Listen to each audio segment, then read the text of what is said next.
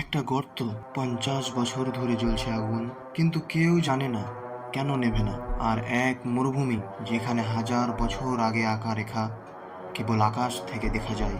এই দুই জায়গা কি মানুষের তৈরি, নাকি কারো অদৃশ্য হাত আছে পেছনে? চলুন আজ জানি পৃথিবীর দুটি সবচেয়ে রহস্যময় স্থান। এটি কারাকুম মরুভূমি, দারভাজা, তুর্কমেনিস্তানে অবস্থিত। এখানে আগুন জ্বালা শুরু হয় 1971 সালে। সোভিয়েত ভূতাত্ত্বিকরা গ্যাস খোঁজার সময় দুর্ঘটনাবশত এটি সৃষ্টি হয়। এটি প্রায় 70 মিটার 230 ফুট চওড়া এবং 30 মিটার 98 ফুট গভীর। তারা ভেবেছিল আগুন দিলে গ্যাস পুড়ে যাবে, কিন্তু 2 দিন নয়, 2 মাস নয়, আজও এই আগুন অবিরাম জ্বলছে 50 বছর ধরে। কেন এই আগুন নেভে না? কোথা থেকে এত গ্যাস আসে? কেউ জানে না।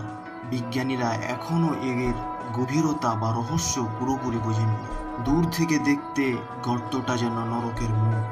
এবার আসা যাক নাজকা মরুভূমি। দক্ষিণ পেরু প্রায় 400 কিমি লম্বা এলাকা জুড়ে বিস্তৃত।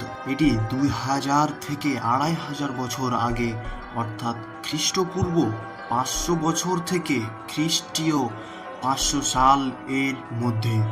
এই রেখাগুলো দিয়ে বানানো হয়েছে পাখি, বানর, মাছ, এমনকি এলিয়েনের মাথার মতো আকৃতি।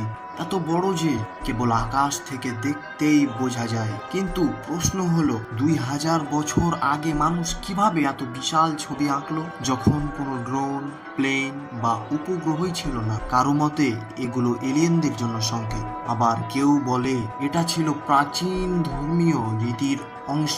আজও উত্তর মেলেনি। কে করলো, কেন করলো, কিভাবে করলো? আমাদের এই পৃথিবী শুধু দেখা চোখের নয়, অদেখা রহস্যও ভরা। এমন আরো অজানা রহস্য পেতে সাবস্ক্রাইব করুন, কারণ আমরা খুঁজি অন্ধকারের পেছনের সত্যটা।